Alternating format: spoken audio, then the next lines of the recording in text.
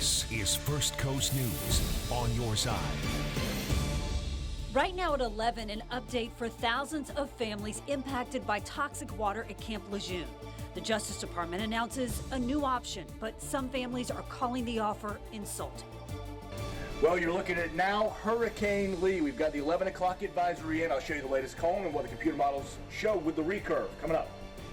Concerns about congestion as St. Johns County continues to grow. The solution is widening that road, sinking the traffic lights. I'm on your side with neighbors' concerns about traffic patterns in St. Johns County. First Coast News at 11 starts now. And thank you for joining us tonight for First Coast News at 11. I'm Heather Crawford. Anthony Austin has the evening off. Hurricane Lee is continuing to get stronger in the Atlantic. We want to go now to meteorologist Lewis Turner, who's in the Weather Center, tracking Lou for us. Lou, is this storm going to impact us here on the First Coast? So current computer modeling suggests that this is going to be one of those classic hard turns to the north. And we're going to be on the edge of our seat watching it. I think anybody that's on the social media that likes to do the amateur meteorology, watches every computer model run, will be quite anxious watching this one. Now, for us, the impacts are going to be rip currents. This will remain out in the ocean. But here's your hurricane. This is your latest 11 o'clock advisory. Winds at 80. So still that Category 1, but getting its act together there on infrared, and you'd still see several hundred miles away from the Leeward and the Windward Islands. Now, here is your cone. The latest forecast has this becoming a major hurricane before the weekend. So here at Wednesday night, Thursday, Friday, we could see this become a Category 3 and forecast to remain right around a Category 4 even as we're getting into Monday night. And that is when we anticipate the curve to begin. This will be on Monday. The steering current will be a cold front that we're watching. Lee and the front. The front will be our friend. Computer models all in agreement. Now, it seems pretty consistent that this front is going to be a good bit of a force field. So notice, precipitable water map. The red is the forecast model for Lee. And notice by Thursday, so we got to get to Monday, Tuesday. It's going to be an anxious Monday, Tuesday, Wednesday of next week as we're like all waiting. When does the curve happen? When does the curve happen? It's going to stay some 500 miles away from the first coast. Interests along the east coast from Cape Cod area through even New England. Might want to, or the rest of New England, I should say, and the mid-Atlantic states. Well, I want to watch that one a little more carefully. I think for us, we're going to be looking okay. So Lee is on our mind. Absolutely, we will continue to watch, and as the updates come in, we'll update firstcoastnews.com, the Hurricane Central tab, something you want to check out. Your next 12 hours here, the story is going to be our next best chance of rain and the heat returning, which we'll talk about in the 7-day forecast coming up. Lou, thank you so much. Now to another top story tonight. Extreme traffic delays causing a St. Johns County high school to adjust its school day.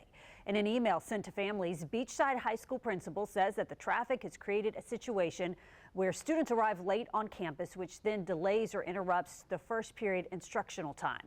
In an effort to improve traffic flow, Beachside High School has adjusted its start and end times to start 15 minutes later at 9:35 and dismiss at 4:05 Monday, Tuesday, Thursday, and Friday. On Wednesday, school ends at 3:05. Now, the area causing these traffic delays is along County Road 210. On your side's Taylor Levesque was out there all afternoon. She's live tonight in our newsroom with more about these traffic issues and the county's response. Taylor? The biggest issue along County Road 210 approaching Interstate 95 is the congestion of not only cars but semi-trucks. And on top of that, the traffic signals aren't synchronized, making it a nightmare to get through without stopping. Traffic gets bad. On County Road 210 near Interstate 95 in St. Johns County, cars and semi-trucks fight to get to where they need to go. You can see the cars, how it's building up. Dennis Bernard lives in the Sandy Creek neighborhood and says the traffic backup makes it difficult to get home. He says growth in the area is making the problem worse. If you got a high school out there, which we do, and the amount of moms and dads taking their kids to school, that adds to it.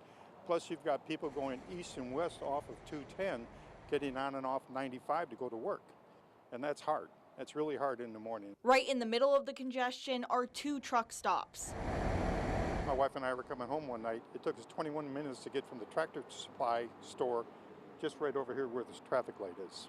The solution, in his opinion? But we need a wider, we need an egress We need a road out of our subdivision. This traffic has to go down. The lights have to be synced. During the county commission meeting Tuesday, the county's infrastructure team says it's aware of the traffic issues and has plans to make the changes Bernard mentioned. The county has taken over the 210 widening project after it says the Twin Creeks developer failed to widen the road from 2 lanes to 4 lanes. The county is also planning to add in sync traffic signals to help improve congestion in the area. We're going to signalize at Cumberland Park and go ahead and get that signal in. That's going to help with the traffic. Bernard says until the stretch is improved, he's worried about driver safety. Tempers flare up, and it's human nature to get, when the lights are not synced and you see all the traffic, people get agitated. And during Tuesday's meeting, county officials said the cost of the widening project is about $12.5 million and will hold the developer accountable for the cost. They say there is a proposed 18-month construction timeline, but hope to reduce that time with incentives to 7 months to get traffic moving as fast as possible. In the newsroom, Taylor Levesque, First Coast News, on your side. All right, Taylor, thanks for that. We have an update now for thousands of veterans impacted by toxic water at Camp Lejeune. Today, the Justice Department and Navy announced a voluntary settlement option. So these settlements are broken down into 2 categories, tiers 1 and 2. Tier 1 applies to veterans with diseases like kidney or liver cancer, and settlements ranging from $150,000 to $450,000. Under Tier 2, veterans with diseases like Parkinson or kidney disease could get between $100,000 to $400,000. Each settlement depends on the amount of time that was spent at Camp Lejeune. Now, claims involving a veteran who died would receive an additional $100,000. The Justice Department says more than 93,000 claims have been filed so far. And as of our last story on Camp Lejeune's toxic water at the end of July, no claims had been settled at that time. And tonight, we are hearing from families impacted by the toxic water. They're reacting to this news. Michelle James, who is a Jacksonville widow, we've been following her story. She calls this proposal insulting, saying that those of us who lost loved ones are disgusted. Is that the price they put on life? $100,000 for someone who signed up to serve their country and give their life to protect, and decades later be served this blow is really an insult to injury. You can read our investigative report on toxic water at Camp Lejeune and find resources for survivors and victims in this story on firstcoastnews.com and the First Coast News app.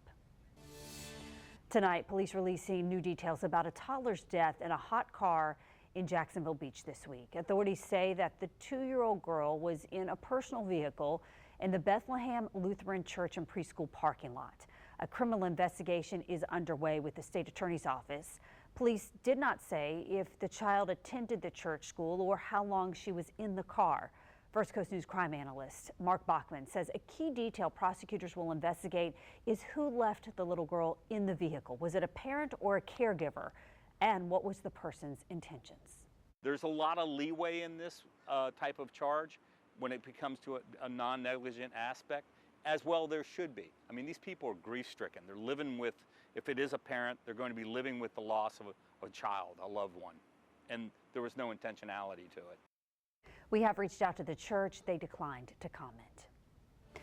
A new call for increased safety measures on University Boulevard South after a crash leaves 4 people dead.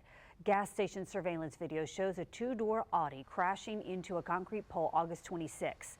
Police say that speed played a factor and the driver lost control on a curve.